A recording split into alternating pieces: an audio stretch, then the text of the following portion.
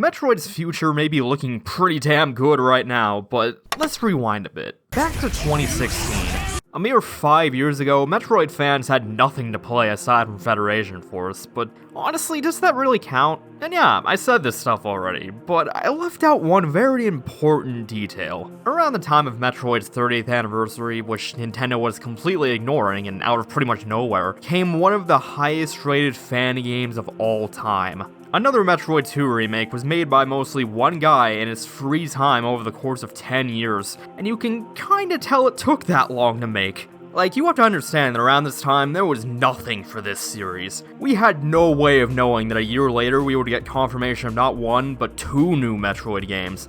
As far as we knew, this one guy, Milton Gosti, aka Dr. M64, seemed to care more about Metroid than Nintendo did. And as more of an insult, AM2R got a DMCA takedown a day after it released, which in hindsight is one of the few times where this kind of thing made sense. I had heard of AM2R before it came out, but I didn't expect much from it, let alone actually seeing it finished. Because apparently it was pretty common to try and remake Metroid 2 back in the day, hence another Metroid 2 remake. But this is the only one that was actually finished, aside from the official one. And that gives the name a completely new meaning. Before, it was like, yeah, I'm alluding to what other people are doing in a meta-humor sort of way, to now being an alternative to the official game, which made tons of people compare the two remakes, and why wouldn't they? We had 2 different groups of people remaking the same game around the same time and ending up with 2 vastly different results. Due to the way copyright law currently works, this may never happen again.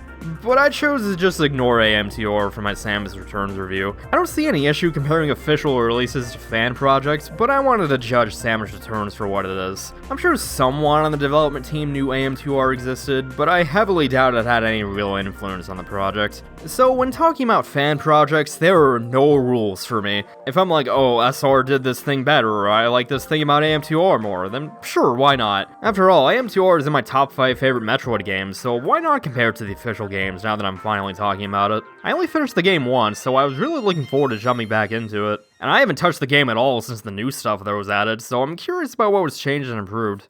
Right, I should probably mention that. I was actually able to download the game from the official website the day it came out. That was 1.0. But there was another release 12 days later that I think rebalanced a few things and fixed some bugs. That was 1.1 and where it officially ended. I remember thinking some of the later fights were too hard and I stopped playing because of it. But I wasn't aware that 1.1 existed at the time, so when I replayed it in like 2019, I didn't have any trouble with those fights. So I'm assuming it fixed it? I don't know. Anyway, unbeknownst to me again, in 2018, a group of fans with no involvement with the original game were able to reverse engineer the source code, and from there, mod AM2R and implement cut content like a new game plus and add completely new stuff, like an item randomizer and a fusion mode, like in Samus Returns. They even added more quality of life stuff, like widescreen support and Linux and Android ports. And these updates are open source now, so they're unlikely to be lost in the future. Wait, if AM2R got C&D'd, how are these fan updates legal? Alright, well, I'm not a lawyer, but to my understanding, Nintendo C&D'd Milton Gosti. So if a completely different group of people continue the project and Milton is not involved in any way, shape, or form, it's completely legal. Just like how modding PC games is usually legal. And that's beautiful. Remember folks, corporations are not your friends, because if they were, a game like another Metroid 2 remake would be allowed to legally exist. This game really is that good.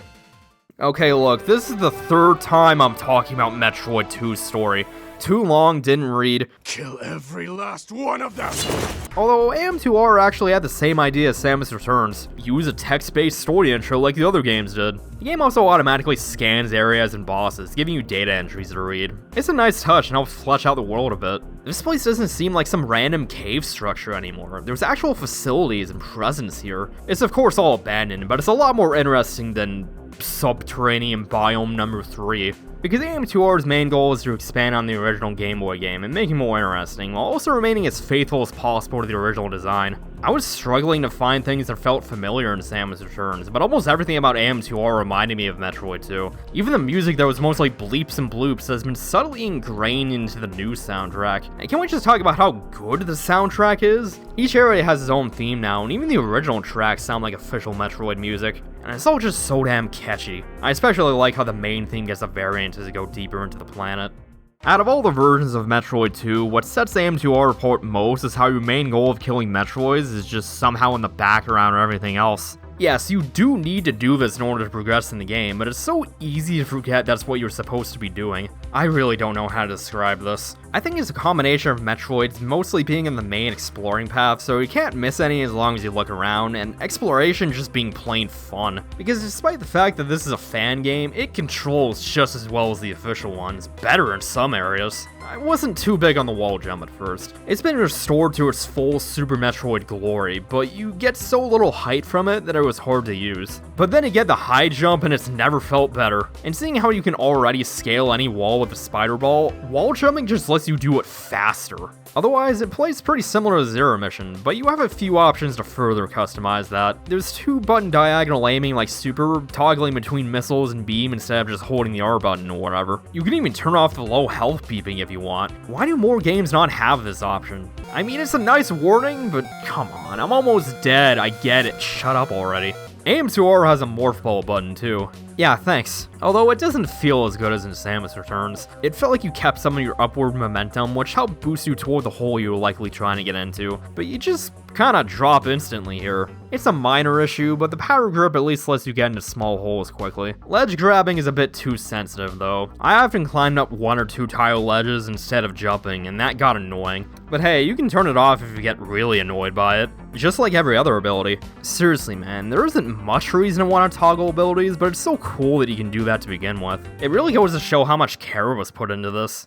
But that care is more obvious in all the new additions. A big problem with the original is how most bosses are just Metroids, so there's plenty of non-Metroid bosses this time. Like there was a Chozo statue fight that's totally normal at first, but then it sprouts wings and you have to chase after it with your new space jump. I always liked having a boss that you have to fight using a new ability, like getting the equivalent to the gravity suit and then having to fight the Alpha Blog immediately after. And speaking of Prime 2, the flying Chozo statue uses a remix of the Chica fight, oddly enough. There was also this fight with this defense robot thing, and learning how to dodge its attacks was pretty fun. It took me a few tries too. Even the Metroid fights themselves have been totally revamped. Alphas and Gammas are mostly the same, but they're often fought in arenas that make fighting them more interesting, like having limited ground to stand on. I especially like the 1 or 2 times you fight a Gamma that destroys the sand around you. You have to be careful not to let it destroy too much of it. And having to fight like 5 alphas at once was a great change of pace. I often had to try to manipulate the AI into moving above me and hit their weak spot in their stomach instead of just spamming missiles until they died.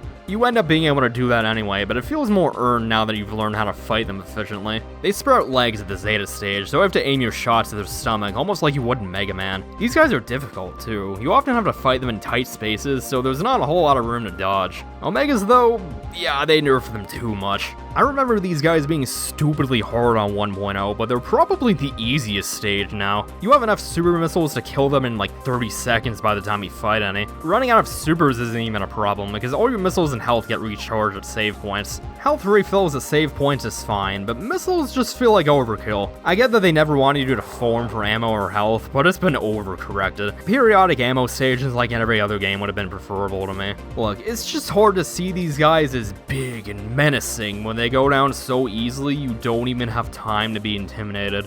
But I'll take it over the damage sponge Omegas of the originals. At least the enemy variety is better in this one. By the end of the game, it didn't feel like I was still fighting the same stuff all the time. Even the Metroid encounters tend to spice things up often enough. They fit in great with the new area themes too. It's pretty hard to tell what's new and old at points. But that's the great thing about the areas in AM2R. They feel like interpretations of the original. Like the first area is just this temple that resembles the one from Zero Mission, but the second area had these pipes lying around. So this place is clearly a water processing plant. Or the place with all the sand everywhere has to be some mining operation. And there's even a minigame where you take control of this little mining robot. That's super cool. So cool that Building actually made a separate game based on this. It's called Skippy the Bot. It's a fun little game, but there's not much to really say about it. It's a neat way to spend 15 minutes. If anything, it's funny that he somehow managed to take the one non-copyright infringing thing from AM2R and make something unique from it. Probably my favorite area was where they saw the one place where you can easily swap between your beams and turn it into a high-tech weapons depot. This is all brand new stuff, but it feels new in a way that's faithful to the original, because all the mechanics from Metroid 2 are still here. They've just been expanded upon or recontextualized. You don't have to slowly crawl up these pipes with a spider ball anymore. You can just have them shoot you across to the other side. And they even show up later as a way to get around to new places. Old ones too. Yeah, they somehow figure out a way to naturally fit in a form of fast travel. I just wish it wasn't in the last normal area. Not getting access to this until that late is kinda stupid. But at the same time, you never have to go back to previous areas, so I wasn't bothered by the lack of fast travel for most of the game. One thing that AM2R does really well is its environmental storytelling. Because there's this scout team that went through SR-388, but you never heard much about them past the intro. Samus Returns had a few dead Federation troopers near the beginning, but I didn't even notice them being there until I played the game on an emulator in HD. Meanwhile, AM2R has a whole mini area dedicated to these guys. You find this camp filled with dead troopers only for some Metroid to pop out at you, and it's suddenly obvious how they all died. It really goes to show how much of a power difference there is between Samus and the average Federation trooper. These things took out a whole squad of these guys, and she takes them down like it's nothing. And when you come back to this place after you get power bombs, you get a giant-ass fusion reference as you go around their abandoned ship, complete with a working fusion save station and the freaking cave from Fusion's intro cutscene. How do you even come up with details like this? You can read all the research they have on Metroids too, which is an awesome touch. I'm not sure how canon most of this information is, but it feels pretty close to what I know about Metroid lore. Oh, and there's this guy with a total hard-on for bounty hunters and really wants to meet Samus to have a drink with them. Man, just wait until he finds out that Zelda's the princess. They also have some weird experiment in the back for some reason, which you fight for an energy tank. Wait, for some reason? No, these are the guys that ordered genocide and then later cloned that species anyway. These people have way more than just skeletons in their closet. My only big complaint with AM2R is that the endgame just feels kinda there. I like that there's this Metroid hive where we fight 3 Omegas and do nothing else, and with how badly they're nerfed, fighting them feels too quick and easy. Zetas are far more threatening. And the walkway to that big vertical room in the end still plays the music from the hive, and it kinda ruins the atmosphere. I know it was like that in the original, but the new hive music feels too intense for this. It felt more foreboding before, which fit the area more. It's minor, but it doesn't have the right kind of vibe for what it is. I do like this version of the Metroid Queen though. It feels like an expanded version of the original, albeit it's pretty easy, but the original Queen was easy when you knew what to do. Look, at least one of these games finally has the sense to keep the Metroid counter at 1 when the baby's born. I get that someone might be confused by it, but it's so obvious that you can't kill it, I don't think anyone ever was. I feel like I might have glossed over AM2R, but this is the 3rd time I've talked about Metroid 2. What else can I really say? It wasn't a game I particularly jived with, and after Samus Returns, I assumed the repetitive structure was my main issue with it. You repeated a lot of the same bosses and enemies, and did the same thing in each area with not much variety. But AM2R shows that a lot more could have been done to alleviate that. You fight a lot of Metroid, sure, but you also spend a lot of time doing other stuff. Most of the time, I never even had to consciously look for these things. I found them just by exploring like I would have done anyway. And despite the fact that you have the same goal no matter where you end up next, each area is different enough that it never feels boring. So much care was put into this game to improve the repetitious structure that it's easy to forget just how samey everything feels in the original. This guy basically made a legit Metroid game. It may not be an official one, but it's just as good, which is obviously not an easy thing to do. You could put AM2R on Switch and sell it for actual money, and I would be able to go the whole game thinking it was an official product. Like seriously, if you put this game on your resume, you might as well just be hired right on the spot. And that's kinda what happened. No one got hired by Moon Studios to work on Ori and the Will of the Wisps. Wisps. Why is that so hard to say?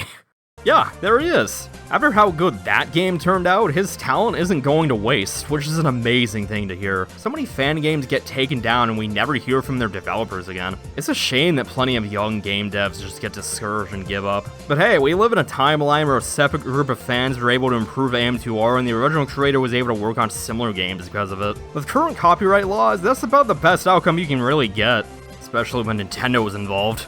So yeah, play AM2R. Hell, play Samus Returns too. While they may be remakes of the same game, they're both worth playing. One doesn't replace the other. And while you're at it, why not buy Metroid Dread as well? Please buy this game, for the love of God, it's so good and I need more of this. I'm not reviewing Dread immediately though, I'd rather let my opinion settle and give myself time to think about it. But like, it's like really good. But no matter what stupid game I talk about next, you can bet your ass that I love Metroid, and you'd be doing yourself a disservice if you didn't try out these games.